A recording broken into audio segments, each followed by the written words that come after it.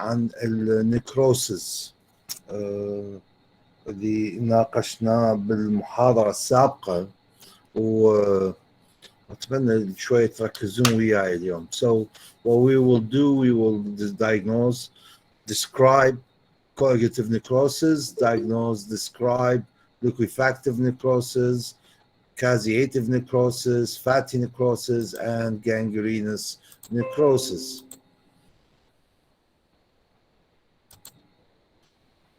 Let's start by the most common type, which is cardiac ischemia, which is an example of coagulative type of necrosis. Now, as you can see right here, this is the myocardial muscle, and this is a normal histology. You can see the striations very clear. Draw. You can see the striations very, very clear right here, and the nucleus is also very clear. The tissue is compact, rare signs of separation. This is due to the white lines are the result of slight preparation, which led to this separation. But in general, the muscle is a compact form, and it is branching in nature. As you can see right here, these are the branches of the myocardium. Now, this is a normal histology in of the muscle of the heart. Now, let's see myocardium function. This section was taken one day after the infarction, which shows a remarked loss in the nucleus. There is no nucleus in this section, which should be at least right here.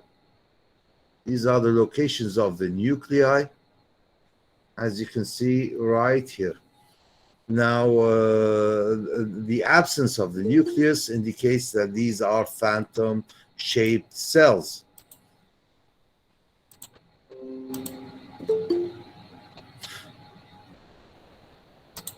And you can see a remarked separation of the muscle fiber due to edema. The architecture as a whole exists, but there is a complete absence in the nucleus, and there's a deep cytoplasmic stain. So it is more acidophilic. Muscle fiber is white, marked edema, and absence of nucleus with a shape of a phantom. There should be also signs of inflammation in this section. Same thing as I described it to you in the other form of acute tubular necrosis. As you can see, the tubes right here, very characteristically widened and swollen, and somehow pale, although the margin is actually much more deeper in stain. There's marked congestion. These are the blood vessels, marked congestion and dilatation of the blood vessels, and there's scattered inflammatory cells throughout the tissue. This is the normal part, and this is the infarcted part. Also, in the gross section, you can see that the necrotic part of the tissue is actually much more pyramidal in shape, and the area of obstruction of the artery should be right here at the tip of the necrosed tissue. It's also pale in compared with the surrounding normal kidney tissue. Now, in liquefactive necrosis, the best example, as I stated, is the brain. The cells, the necrotic cells, create much more a cystic form. As you can see, all these are dead neurons. Still, there isn't a very clear inflammatory cell in this section, but it created a sac-like appearance with a lot of fluid inside the necrotic tissue, a lot of fluid. Now, with time, it becomes cystic, as you can see right here, line of fibrous tissue separating it from the remnant of the brain tissue. This is the major occlusion of the artery over here. This is the artery right here, which is occluded and caused the infarction of all this tissue. It is cystic in nature. Advanced cases, it will be surrounded by fibrous membrane. So it is liquefied. On high magnification, we could see the accumulation of fluid, which is the clear area. This is clear because when we do slide preparation, the fluid actually gets lost with the slide preparation.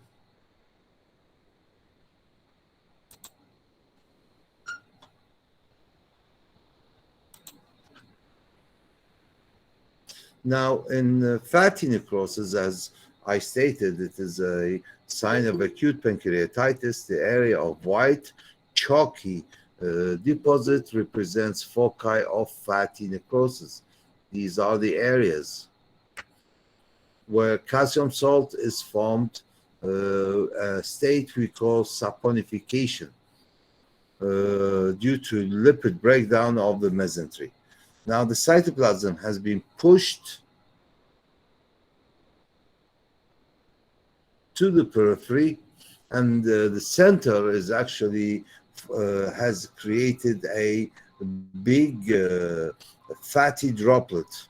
The nucleus is a crescent, ghostly nucleus. The whole spaces is filled with fatty acid. As you can see, these are the nuclei.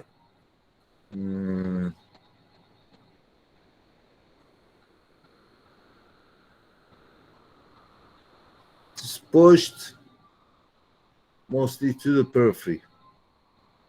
Okay, it and the cytoplasm.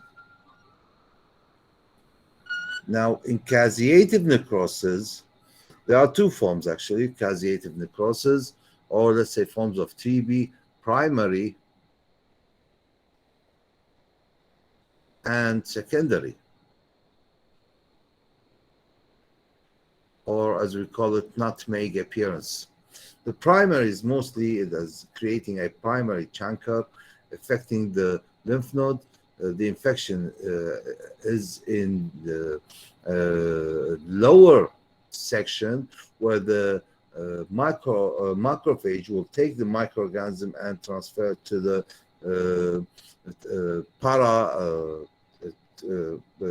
parabronchial lymph nodes. And as you can see, this cheesy yellowish material right here in the lymph node, which is actually the caseative necrosis. Now, in cases of patients suffering from HIV and they get infected with Mycobacterium tuberculosis, the distribution of the infection will be general throughout the lung. As you can see right here, the cheesy material has distributed throughout the lung tissue, in the upper lobe, in the middle lobe, in the inferior lobe. All of it show cheesy form of necrosis, and this is the result of granuloma. Sometimes it is actually regarded as a coagulative type of necrosis superimposed by TB, which causes liquefaction of the coagulative type of necrosis, creating what we call the caseative necrosis.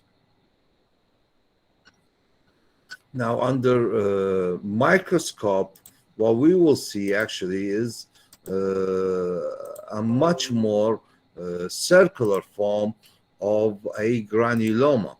As you can see right here, this is the granuloma.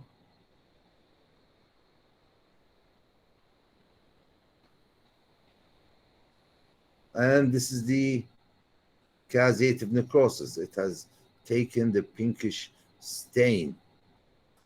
These are a lot of epithelial cells, microorganisms right here. Surrounding it is actually a layer of epithelial cells. Then comes a layer of neutrophils. And surrounding it all should be a layer of fibrosis. But here it isn't very clear the fibrotic changes. If we concentrate, we might see these are the epithelial cells, as you can see right here. These are the epithelial cells, which are actually modified macrophages.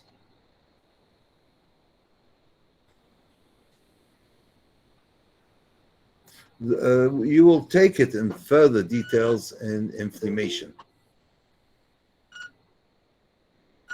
The other form of necrosis is a gangrenous necrosis. And this is the best example of wet gangrene, and this is the best example of dry gangrene.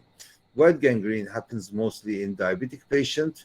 As you can see, this patient suffered from a very strong ulcer right here, and due to mostly he's suffering either from peripheral neuropathy or obstruction of the peripheral veins and arteries. And this ulcer caused the infection to spread deep in the tissue. As you can see right here, the doctor actually cut this section much more in a cone shaped. Unlike a case of frostbite, which happens in low temperatures, especially in atmospheric temperatures, or let's say environmental temperatures below 10. And if the patient stays for more than 15 minutes, he will develop a state of gangrene due to severe vasoconstriction of the peripheral blood vessels. It also happens in patients suffering from rhinoid phenomena, being exposed to a cold, severely cold environment. Now, in this type of necrosis, there is a very true cut line between the normal and the inflamed, or the dead tissue. So the doctor could actually cut the dead tissue, which is affected by the obstruction of and loss of blood supply to it. So this is the best example of dry gangrene, which is a coagulative type of necrosis, and this is an example of wet gangrene, which is a coagulative type of necrosis superimposed by liquefactive necrosis caused by bacteria other than Mycobacterium tuberculosis.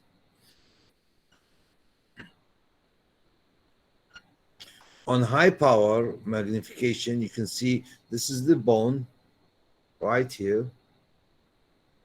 And there's a severe inflammatory cell distribution. And these and the necrotic tissue has spread with the inflammation. This is the fatty tissue and the blood vessels right here. This blood vessels have dilated post exposure to the vasoconstriction. Now there's a lot of dead tissue, dead cells. Now this is filled with inflammatory cells. Truly it is completely lost of their, the cells have lost their architecture completely. A lot of fatty tissue, separated tissue due to edema to the tissue, and the blood vessels have ruptured right here. This is